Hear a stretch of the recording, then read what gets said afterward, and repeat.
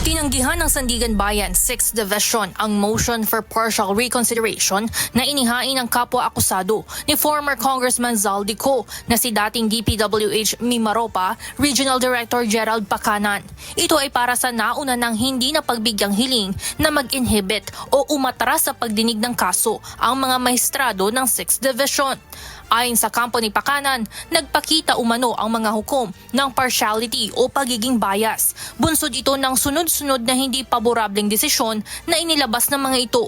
Kaya naman hiniling ni Pacanan na baligtarin ang naunang resolution at mag-voluntary inhibition ang lahat ng miyembro ng 6th Division upang matiyak umano ang isang patas na paglilitis. Ngunit ayon sa ruling ng Anti-Graft Court, walang sapat na batayan ang hiling ng akusado. Paliwanag ng 6th Division, ang itinuturing nitong hindi paborableng ruling o resolusyon ay hindi sapat na ebidensya ng pagiging bias o prejudice ng mga hukom.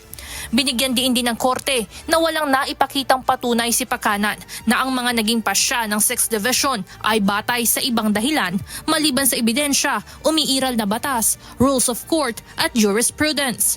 Kung naniniwala rin anila ang isang partido na nagkamali ang korte sa paglalabas ng desisyon, ang tamang solusyon ay ang paggamit ng mga legal remedy at hindi ang paghiling ng pag-inhibit ng mga hukom.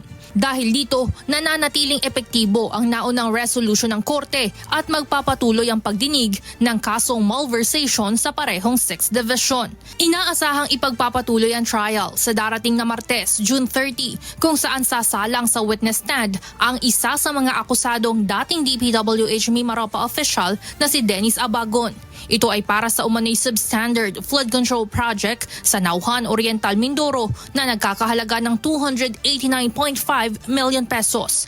Kasalukuyang nakadetene ang mga ito sa New Quezon City Jail at ang iba ay sa Camp Karingal, habang ang kapwa-akusado nilang si Zaldico ay nananatiling pugante sa batas. Evan Alvarez, humahataw sa Balita Ngayon.